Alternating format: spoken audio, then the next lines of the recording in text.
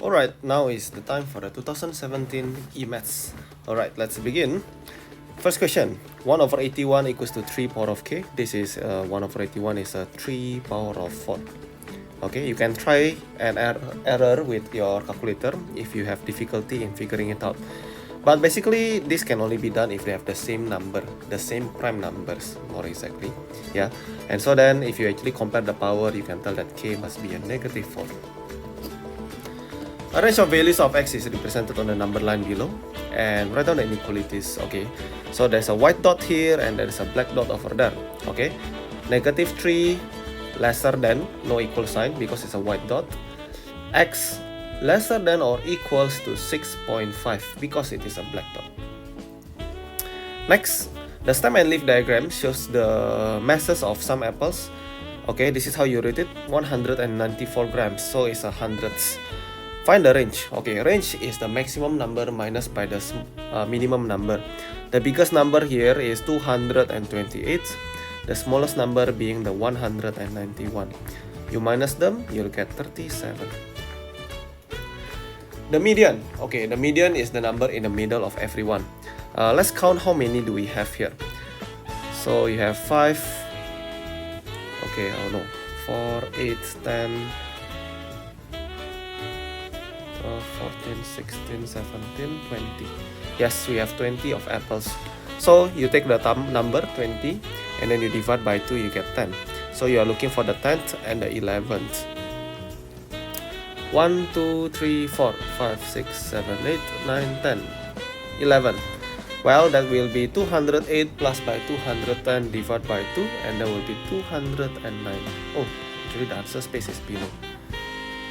209. Okay, easy.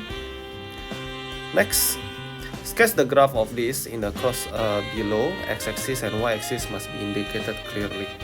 Okay, so the intersection, let y equals 0 and also let x equals 0.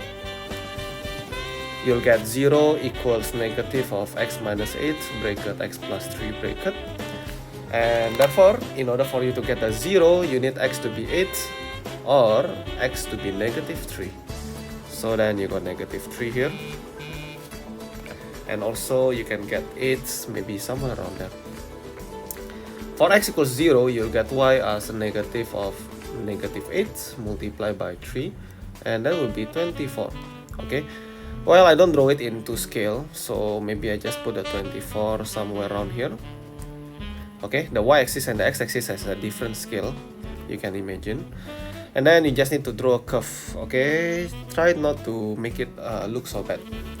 The question asks you to indicate clearly the values of x-axis and y-axis, so they don't really mention about the turning point. I don't show it, but if you want to play it safe, maybe it's best to actually get a turning point.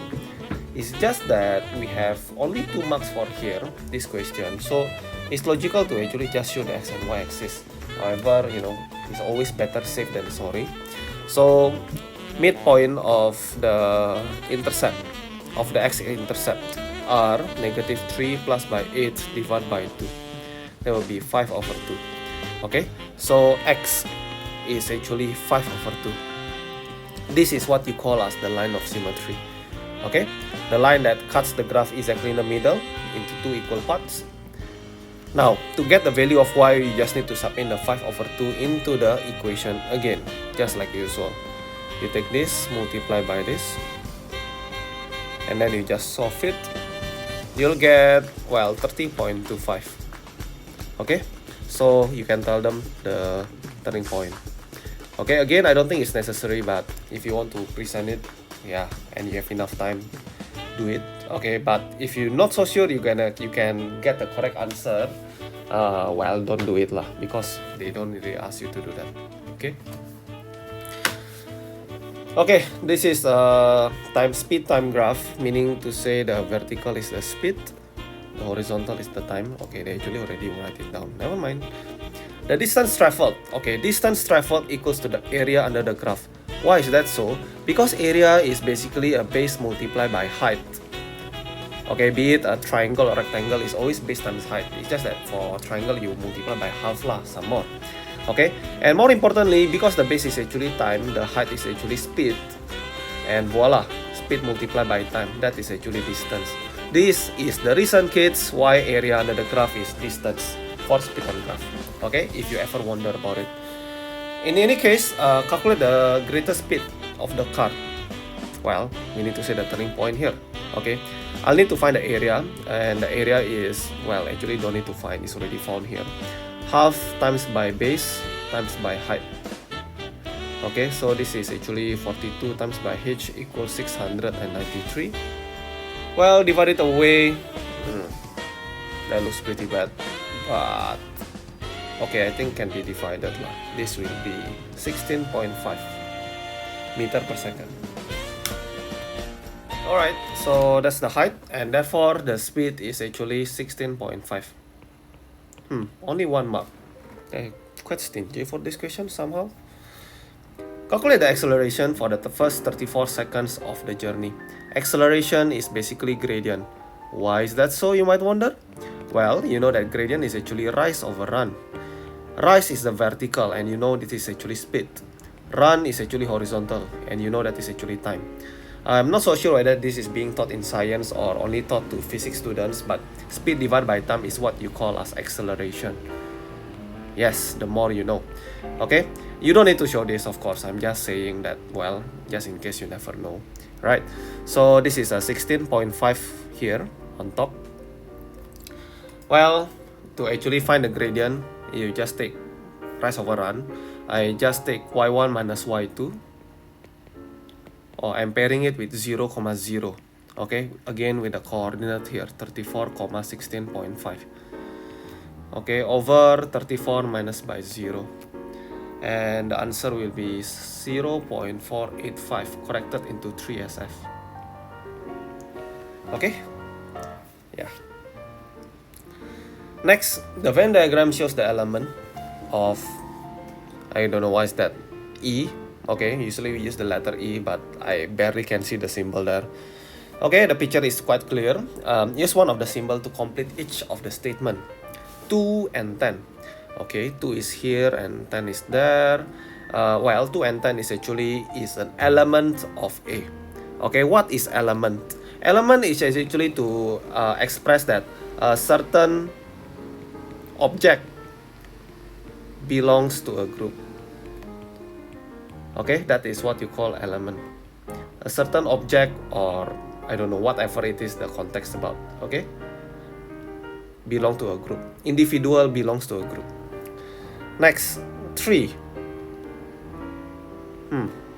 I want to use element again, but can I actually do that? Oh, wait a minute, I did a mistake. Okay, pay attention, guys. The element is actually for this.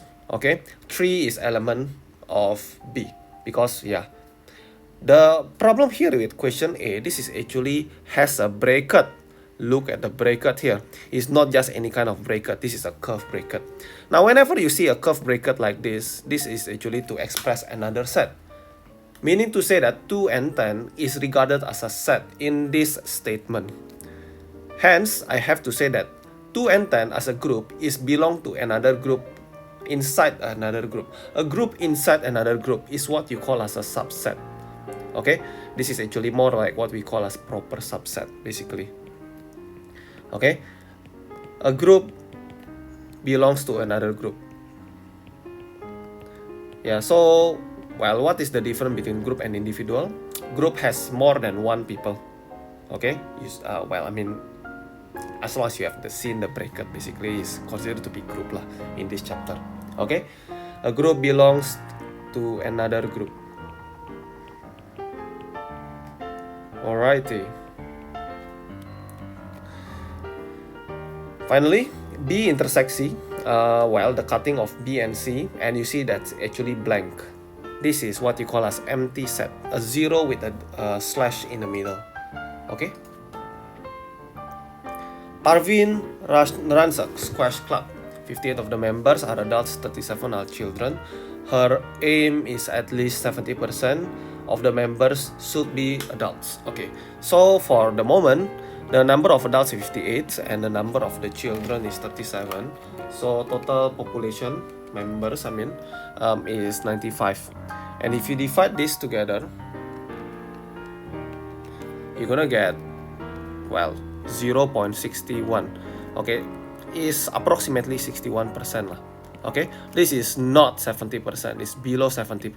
They want it to be at least 70%. So what is needed here? Okay, the question says that you are going to add more adults. Oh, okay, wait a minute. Yeah, you are going to add more adults so that you are going to achieve 70%.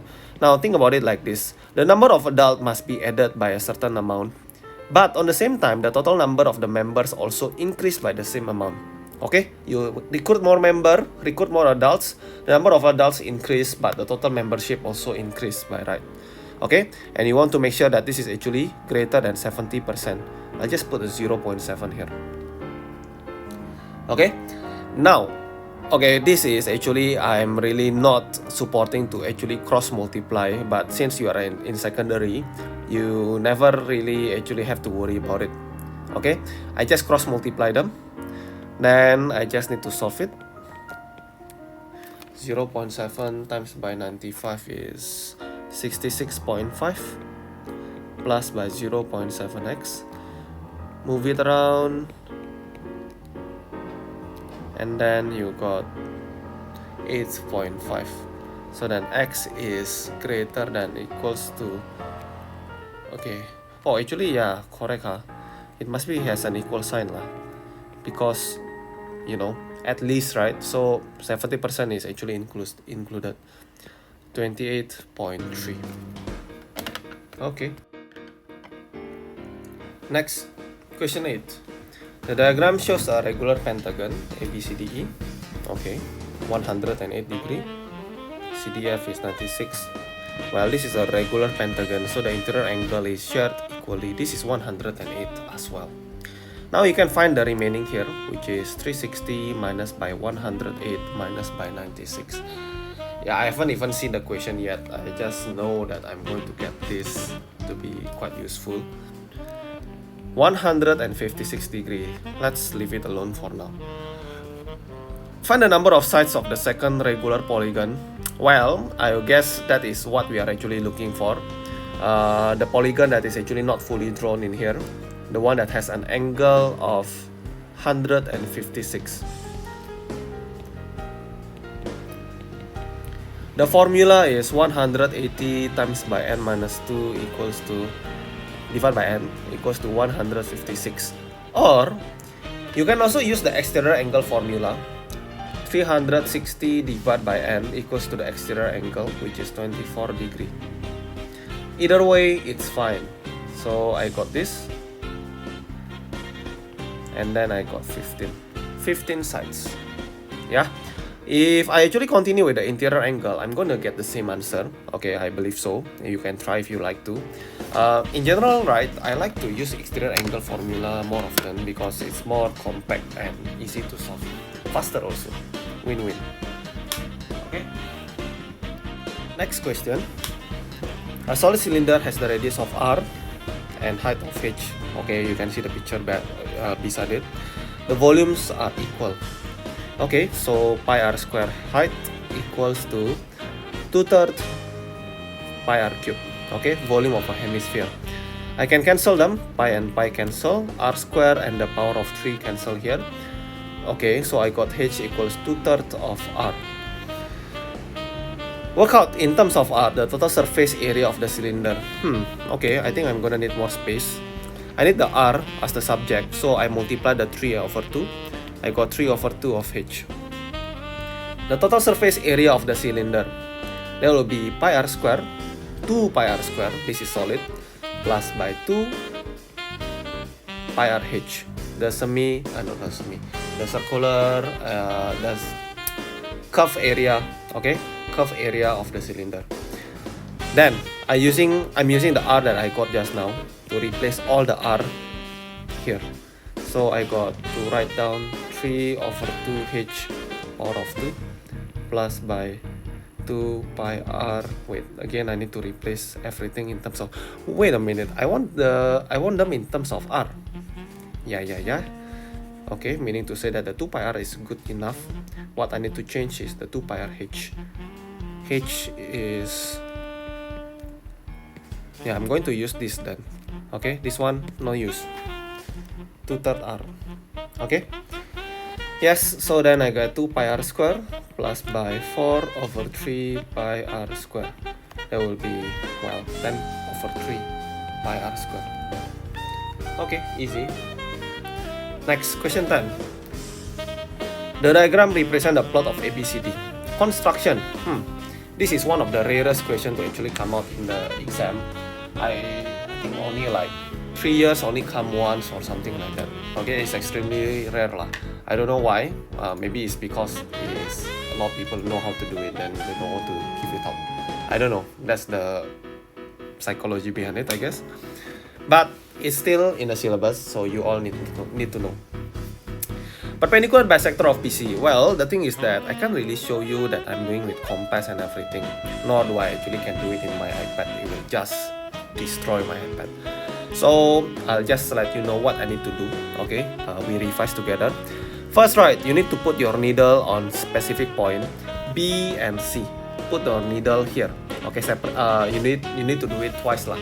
Okay, let's just say that I put the needle on B first, and then you just sketch somewhere in the middle here.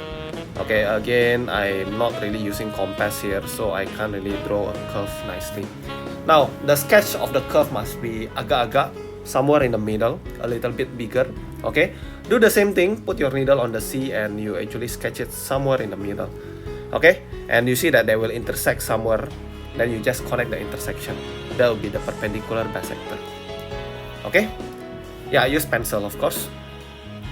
Now, I suggest that when you do a perpendicular bisector, make it as long as possible. Okay, that covers the entire picture if possible. Next, bisector of angle ADC.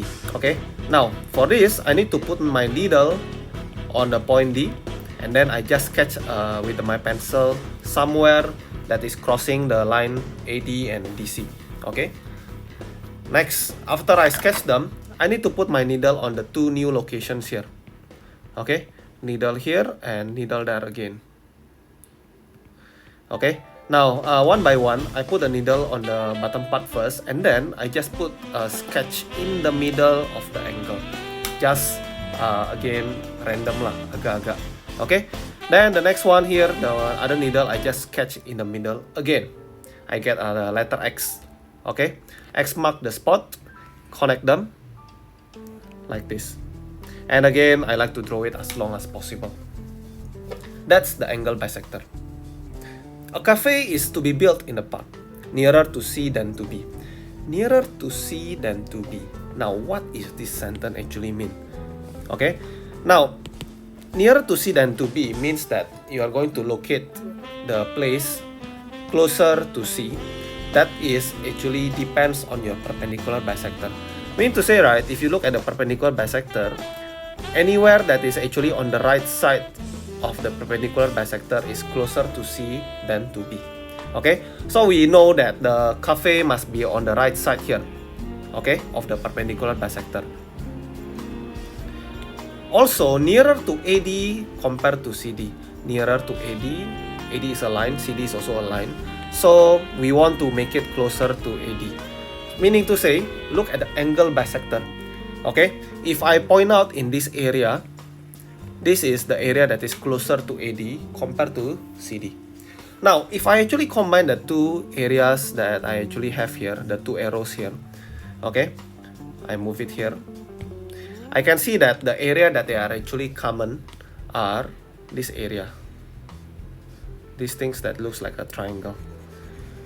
This is where the cafe can be located at. Okay, your objective is to shade the region. Well, basically this is the region. Okay, I hope it's very easy to understand. Next, well, fractions, make the same denominator, or you know what, times by 6 on both sides. So then I got 9x minus by 12 minus by 4x equals 6. 5x equals 18, and then x equals to 18 over 5, and that will be 3.6. Next, ABC is a triangle. You have the vector, find the length of BC. Not tested in 2021, but well, let's just do it. Finding the length of BC, I need to find the vector of BC first. This is the BA plus by AC. and therefore I got 5, negative 5, positive 1, plus by negative 1, positive 8, and that will be negative 6 and then 9. Okay, to find the length of BC, gonna need to do a square root of 36 plus by 81. Yeah, square of each of them. There will be a root of 117. Corrected into 3dp, you get 10.8. Next, Nur invested some money in paying compound interest of 2.5% per year. After 4 years, he has the total interest of this. Okay, so all of you can tell what is the formula for compound interest. It's also written in the O-level formula sheet. Okay, now the R is actually known to be 2.5%, easy. The amount of times you compound is 4 times because you compound per year. So the number of N is actually 4. Now, what is the principal? We don't know. What is the total amount of money? We also don't know. What we know is the total interest. Now, to find the total interest, what you do is actually, total interest is I, but it's not part of the formula for compound interest. There is no I in a compound interest. So how do you get it? Well, A is P plus by I. That is the total amount of your beginning money and the interest. Okay, so yeah, if you have not noticed yet, compound interest formulas, A is actually the total amount of money at the end of the investment. Okay, so I is actually 674.79, and then just put the number, the rest of them here, power of 4. Okay, yes, so let's key in the calculator.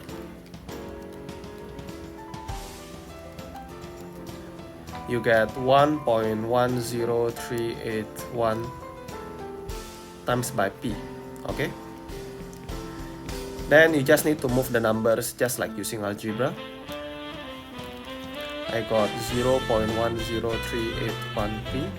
Okay, I maybe put a little bit too much lah. I just copied on the calculator. Okay, and then divide the number 674.79 divided by those decimals. I got 3610.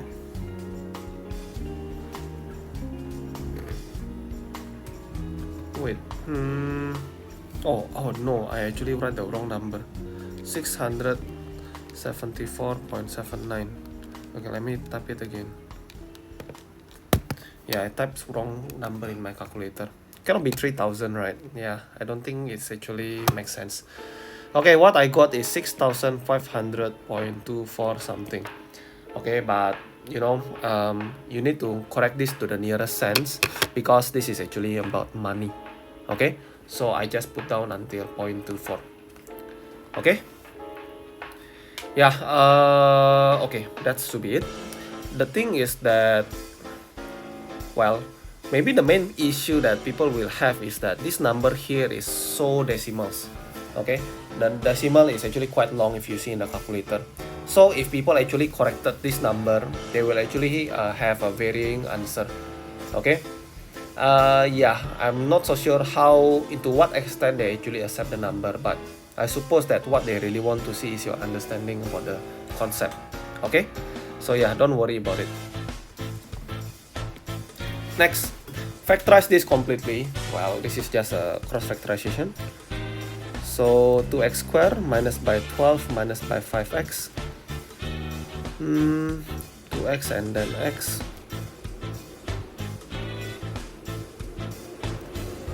And then 4 and then 3. 8x. 3x. Put a negative there and there. So I got 2x plus 3 and then x minus 4. Okay, good enough. Hence, factorize this completely. I'm drinking tea. Oh well, I need to replace x and y. So, you see here, this is 2y minus 3. This is also another 2y minus 3. Compared to this is x and then this is x. The constant number are exactly the same. Okay, 2, negative 5, negative 12. It's just that as if the variable x replaced by 2y minus 3. Alright, Meaning to say, how do I factorize this? I just repeat my factorization from the answer from 14a, but replace my x with 2y plus 3. 2y plus 3. Okay, but don't leave it like that. You need to simplify. Expand a little bit, but don't expand fully. So I got 4y plus by 6 plus by 3. 4y plus 9. And then the second is 2y minus 1. That should be my answer. Okay. Oh wait, I should have put 2y minus 3. Why did I put 2y plus 3? My bad. So then this one should be 2y minus 3, 4y minus 3. And this one is minus 7.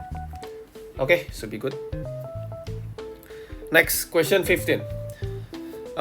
Yeah, you have AC as a diameter. And then AB is 8.5. You have so many lengths here. This one is 90 degree. So you can do Pythagoras theorem even. The question asks you to find the angle X. Okay. Well, since this is the right angle triangle ABC, right? I'm going to find the angle theta here. So I have opposite and adjacent according to the theta. I use tangent theta equals 8.1 over 13.8. So then theta equals to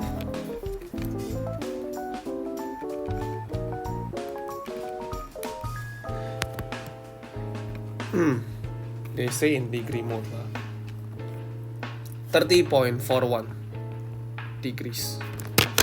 Okay, but it's a degree, so you need to put in 1 dp only. Now the thing is that the angle X is also equals to theta because this is an angle in the same segment. So there you go, that's the answer, 30.4. Next, a group of 200 adults are taking a challenge, and then this is the table of the time taken to do the challenge. Calculate the estimate mean of the time. Okay, this is just a lengthy question. This is 25, this is 35, 45, 55, and 65.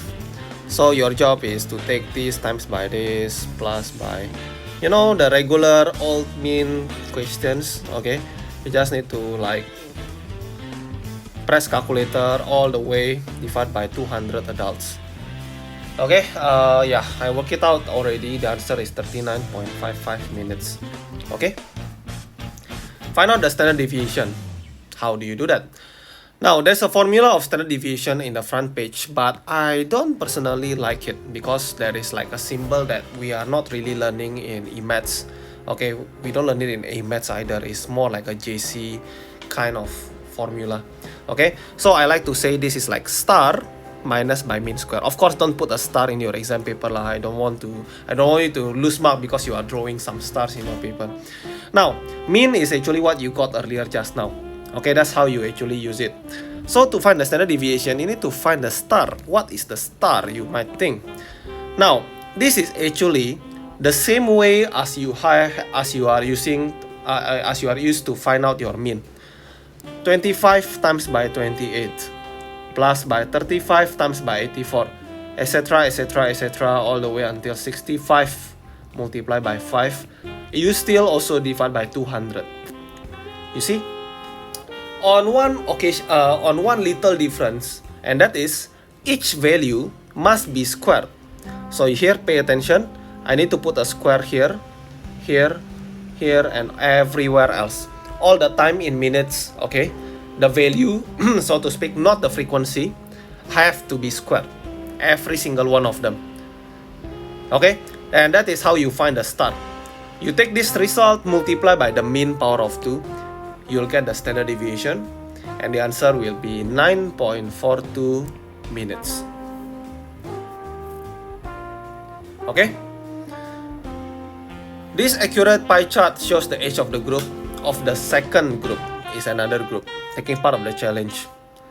Okay, 44 of the adults were aged 21 to 30 years old. Find the number that were aged this amount to that amount.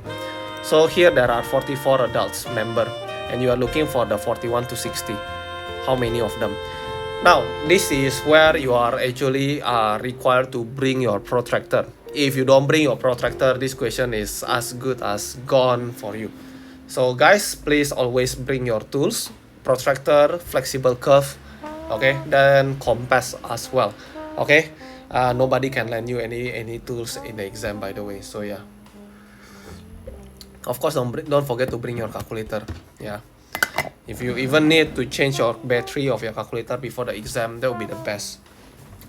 In any case, this one here will be around 99 degree, and this one here will be around 72 degree.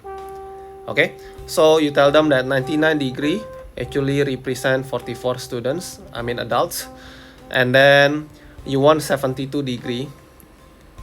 Okay, you have to do some like ratio multiplication, multiply by 72 divided by 99, you'll get 32 adults. Next, in the diagram, ABC are points on the circle with the center of O. OC is parallel to AB. Okay, they are parallel. And then the angle of those are given there. Find the value of x. Okay, cool. Now, let's take a look at the OBC. This is an isosceles triangle because both of them are having a radius here. Therefore, this is actually 5x here. Okay, that means to say that the angle here 180 minus 5x minus 5x. And I see that they are actually alternate angle. You see the letter Z, ABOC. Hence, this angle here should be 180 minus by 10x. Okay. Now, since these two angles are actually the same also, you see that AO is radius, OB radius, OC also radius. So we have another isosceles triangle. Hence, 2x equals 180 minus by 10x. So then x equals 15 degrees, and that's good enough. Next, use the prime factors to explain why this is a perfect square. Okay, 28 is what? 2 times 2 times 7, whereas 63 is 3 times 3 square, times by 7. If you multiply them together, the result is 2 square times by 3 square times by 7 square. Explain to them that since the result is actually made by prime numbers powered by 2, okay, this must be perfect square. Okay. It can be a multiple of 2 as well, it also works, okay? So it doesn't have to be just power of 2. The number of 28k is a perfect cube, which is 2 square times by 7 times by k. And in that case, to make a perfect cube, the power must be multiple of 3, okay? If the power is a multiple of 3, k must be the one that helps you to get a cube. Example, I need a 2 cube, I need k to be 2 then. So then I get 2 square times by 2, which is 2 power of 3. K must also be 7 square. So that I get 7 times by 7 square, and that will be 7 cube. Resulting in 49 times by 2, which is 98. That's the possible value of K. Okay? Yeah, pun intended. Next, matrix. A tennis club charged by hour for hiring its courts. In 1 week, the courts are hired for 28 hours by children, 770 for adults, and 95 by senior citizens. The next week, the court is hired by this amount, and this amount again by the respective age of group. Put this in a matrix P. Wow, they also already provided for you. So nice of them. And I think this is very easy. The children is the column. So the adult also. And then the senior citizen. The charge for 1 hour's hire is, well, this amount of cost for each age of group. Find in terms of X, the matrix of R, which is actually P multiplied by 354. So then you just copy down what you had earlier.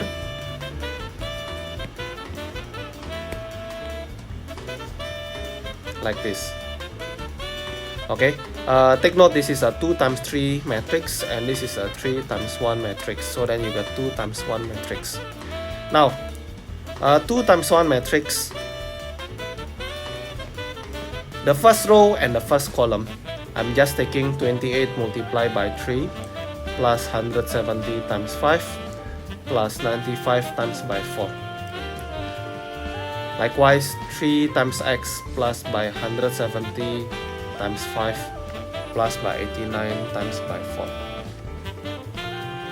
Well, simplify this, use your calculator. You get 13, 14, and also 3x plus by 12, 36. Okay, that's the answer. Express what each of the element of R actually represents. Okay, well, this basically has to be about money. But if you just say money, okay, earnings, well, you will be wrong. Okay, matrix is not just about what is the symbol that you are writing, what's the units you are writing, but also must represent what is the two numbers actually are going to give you out. Because I know that 13, 14 is actually the money collected. I also know that 3x plus 12, 36 also the money collected. Okay, but why there are two numbers? That's more of what they are actually asking you.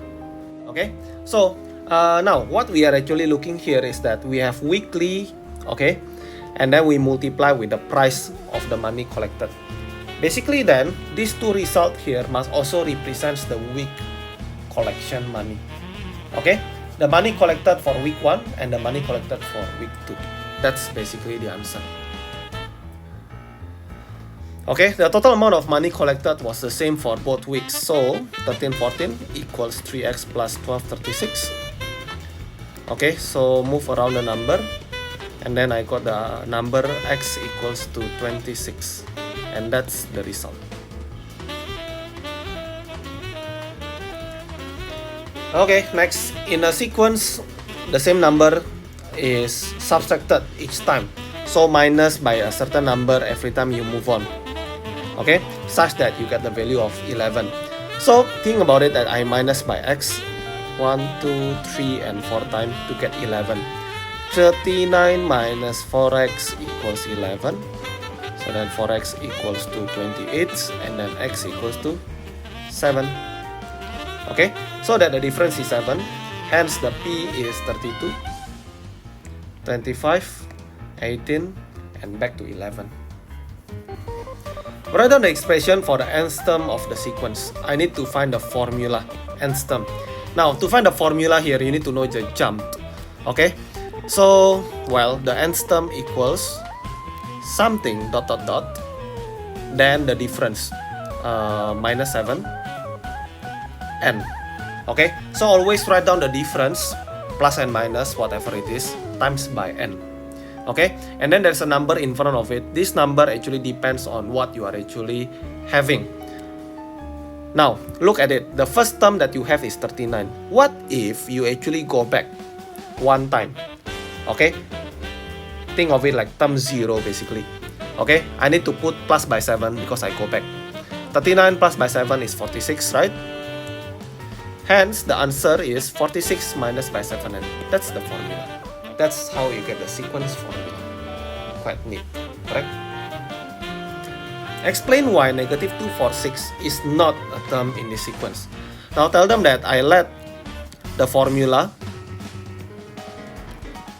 equals to the negative 246, and then I try to work out my 7n. And the value of n will be 292 divided by 7. I'll get fractional 41.7. Okay, in 1 dp, sorry, in 3SF also can lah. Yeah. Tell them that the number of n is actually the sequence term. There is no such thing as sequence decimal. The sequence must always be a whole number. Yeah, and also positive. Next, the graph of this and that are drawn into the graph. Explain why the equation does not have solutions for some values of k. Now this is a concept question. Now the curve of 2x squared minus 3x minus 7 is already drawn for you. This is the curve. Okay, and then equals to k. Now I thought that equation must be in terms of y equals to that thing. Okay, now the reason they put equals to k is because that they are actually doing a simultaneous equation. Remember this, whenever you are doing a simultaneous equation, you just take both graphs and then equate them together. So there is another graph, the graph of y equals k. Now you might wonder, where is this graph y equals k? It's not drawn yet. Okay, so more importantly, you should ask yourself, what kind of graph is this? This is actually a horizontal graph. How do I know that? Y equals to number. Okay, remember that if you have y equals to 1, y equals to 3, y equals to -4, this is actually a horizontal line passing through that specific point. Okay, so this is the y equals k passing k, the value of k. I don't know where is the k on the y-axis. K is a number. Okay, now that is where the question tag gives you a clue that it does not have solutions. Now, what do they even mean by not having solutions? Remember that this question here is trying to equate both equations, the two graphs, the curve and then the secret horizontal line. And they say there are no solutions. This actually means that the graph must not intersect each other. Okay? Now, you tell them that, okay, how do you explain this then? Okay, tell them that, okay, if I actually draw a line, okay, let's put it on somewhere that is quite obvious, maybe 10, -10. Okay, let y equals to k as y equals -10. Okay, then you tell them that this line does not intersect our curve,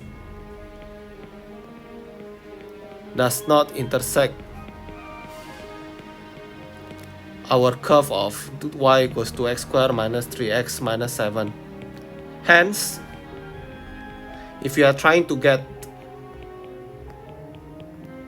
this, we will not have any solution.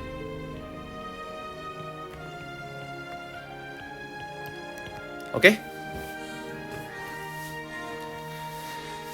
And finally, the point of intersection between the curve and the straight line give you a solutions of the quadratic curve, which can be simplified into this. Yeah, again another concept of simultaneous equation. We are using the curve and the diagonal line that we are having here. Okay, so we are going to equate them together. Okay.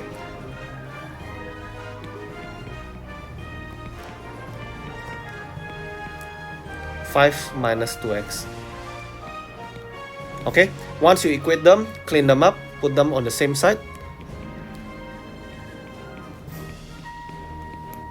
And there you go. That's the equation that you need to give out, A, B, and C as well.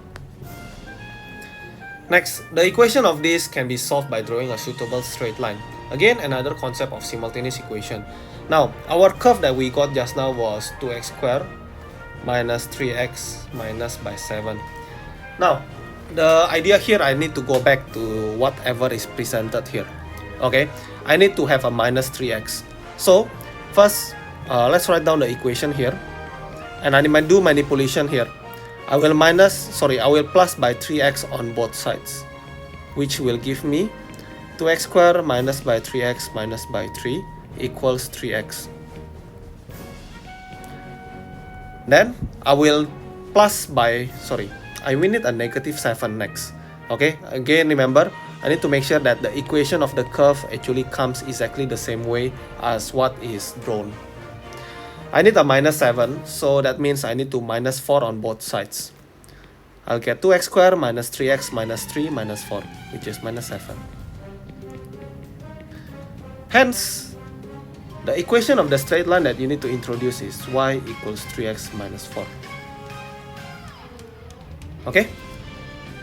Now, by drawing this straight line, solve this equation. Okay, so we need to go back to the picture just now.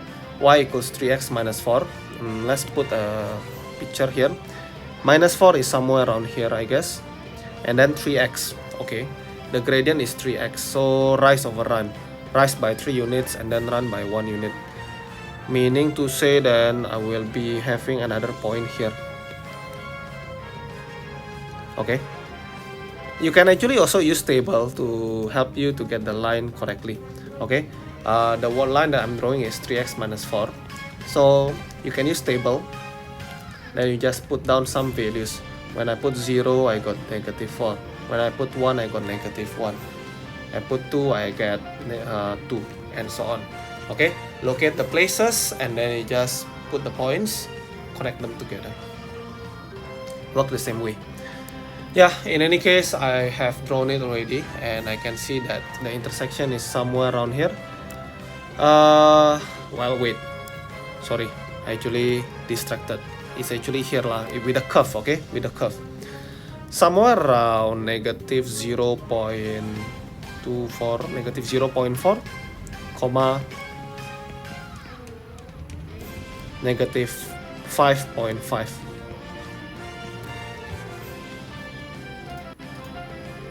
Okay, so that's the value of x. Wait, they want the x only, and also here, okay, which is somewhere around 3.5. Okay, a little bit blurry, so I might get a little bit different from what actually the answer is, but there will be some range of values that they will accept lah, so you don't need to be so exact to it. Okay, yeah, I believe that's the last question for 21. Calculate the value of A when B and C are given to be this. Put down into decimal places. Okay, this is very simple. You just need to, press calculator, literally.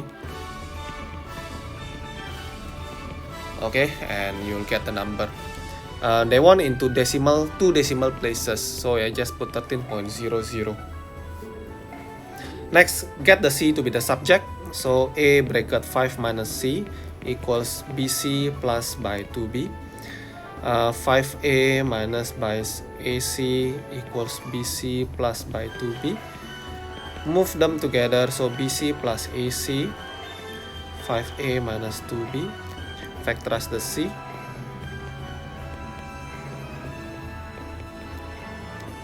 And then just move the number. Get the C to be alone, and that's the answer. Okay, C as the subject. Next, 23. A company manufactures 3 sizes of the brands of shampoo. Show that the cost of the shampoo is not directly proportional to the quantity of the shampoo. Okay, so how do we actually prove this? Direct proportion. Okay, let's just think about it that they are directly proportional. The cost of the shampoo equals to K over the quantity of the shampoo. Okay, so let's use the number here. C equals 30.8 K over 400 milliliter. Or you know what? Yeah, never mind, I just put 400, it's okay. So then I got the K to be 30.8 times by 400. I got 12,320. Whereas the other one, 19.25 equals to K over 250. And this time, if I try it again, I'll get the K as 4,812.5. Now, with this method, you can argue to them that, the inverse proportion doesn't actually work. Okay, because if they are really following the formula for inverse proportion, okay, wait a minute, it's not directly proportional. Why am I actually doing the inverse proportion? Okay, but you know the idea here. Instead of that, I just need to multiply by 400. Okay, this one also multiply by 250. Do the same thing, I got the K.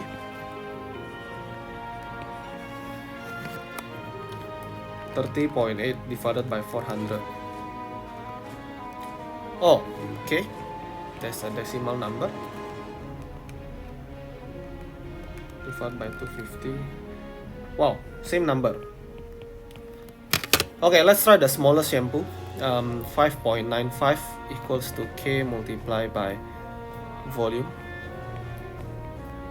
K will be 0.079. Well, different there. Okay, so tell them that the formula of the direct proportion, it doesn't work for the situation for the shampoo and the pricing over here, because if they do are directly proportional, then the value of k must be the same. Think about it that they must have the same formula if they are actually directly proportional. Okay. The bottles are geometrically similar. The height of the small bottle is this. Calculate the height of the small, even smaller bottle. Okay, so let's do the comparison. 75 to 250. This can be simplified into 3 to 10. This is the volume ratio. Now, length ratio, or that is the height ratio, same thing, is about cube rooting your volume ratio. Okay, or just put cube root of 3 over cube root of 10. When what you need to do is to compare them with the real length that you have. For the second bottle, the bigger one, it is 18.4 cm, but the smaller bottle, no idea, x centimeter. Cross multiply, so x equals to cube root of this times by 18.4.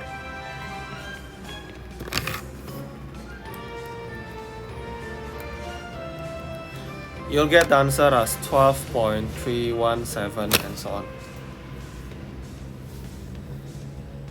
Okay, 12.3 lah basically. Yeah, I guess that's the last paper for the paper 1. Okay, I will upload the paper 2 maybe by next week. Okay, until then, keep practicing. If you notice something wrong, you can write down some comment below, and well, you can actually just read the comment below. Sometimes someone actually spot a careless mistake that I did. Okay, maybe the expression, the correction, 3SF, 1DP, and so on. Alright, so yeah, stay practicing until the O level. All the best. See you then.